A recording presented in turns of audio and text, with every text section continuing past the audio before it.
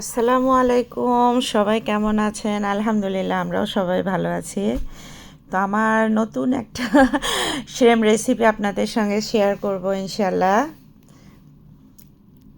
তো আমি প্রথমে এখানে দিলাম সামান্য garlic salt, thyme leaves, paprika powder, সামান্য একটুখানি হলুদের গুঁড়া, জিরার গুঁড়া, একটুখানি মরিচের গুঁড়া, সামান্য একটুখানি শাহি জিরা। চিংড়ি মাছ এই মশলাটা ব্যবহার করব, সিজনিং এটা আর কি, জানি না কিসের কিসের মিক্স, এটা বেশি না, সামান্য দিব। একটুখানি ব্ল্যাক পেপার দিয়ে দিলাম, সামান্য একটুখানি কেচাপ, টমেটো কেচাপ, আর এবার দিব একটুখানি ওয়েস্টার সস, খুবই সামান্য, বেশি না। এখন দিব ম্যাগির যে হাট কেচাপটা একটুখানি। তো এখানে কোনো মশলা যদি হাতের কাছে না থাকে কোনো চিন্তা নাই, সেটা ছাড়াও করতে পারবেন। যখন যেটা আমার হাতের কাছে থাকে আমি সেটা দিয়ে করি। এখানে দিয়ে দেবো একটুখানি লেবুর রস। চিংড়ি মাছগুলো ধুয়ে পানি ঝরিয়ে রাখছি, আর এই মশলাগুলো ভালোভাবে হাত দিয়ে মিক্সড করে নেব আগে।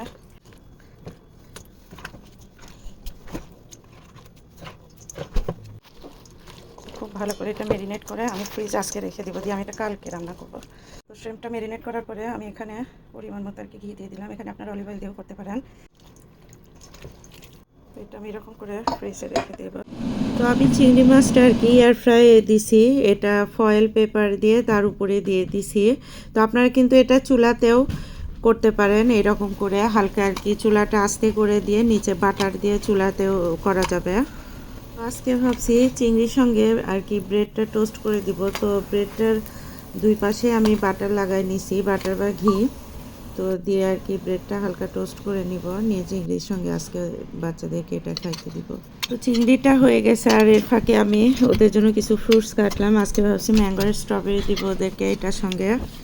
আস্তে আস্তে বাচ্চাদের প্লেটগুলা, বাচ্চার বাবার প্লেট সবারটাই সাজাচ্ছি। জানি না এখন কেন জানি মানে বেশি ভাজা পোড়া খাইতে খাইতে মানে অসুস্থ হয়ে গেছি এখন।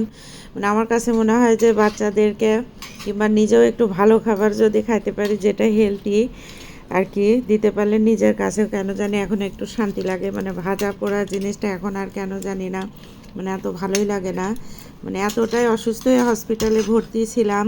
তো খাবার দাবারও ভাবছি বাচ্চাদেরকে আমরা নিজেরাও মানে চেষ্টা করব, জানি না কয়েকদিন পারবো, যেহেতু আমরা বাঙালি সবসময় মানে সেই খাবারগুলো খেয়ে অভ্যস্ত, জানি না এটা কয়দিন পারবো, তারপরেও চেষ্টা করবো ইনশাল্লাহ। আমার আজকে যে লাউ দিয়ে চিংড়ি মাছ রান্না করছে, আমি বাচ্চাদের জন্য এগুলো খাবার তৈরি করলাম আর ওইটা রান্না করছে। মানে আমার ঘরে আজকে এক সপ্তাহ হলো প্রায় ভাত রান্না হয় না, সবাই এই খাবারগুলো খায় আলহামদুলিল্লাহ।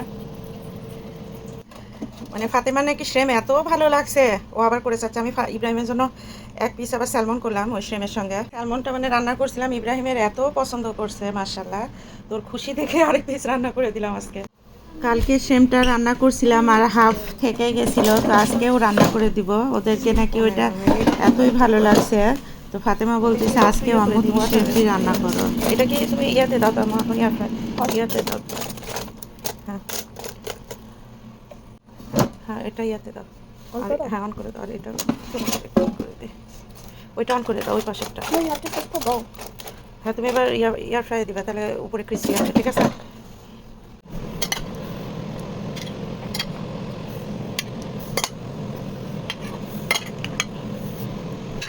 মাশাআল্লাহ আজকের মানে আনারসটা যে এত মিষ্টি, মানে কালারটা দেখেই শান্তি।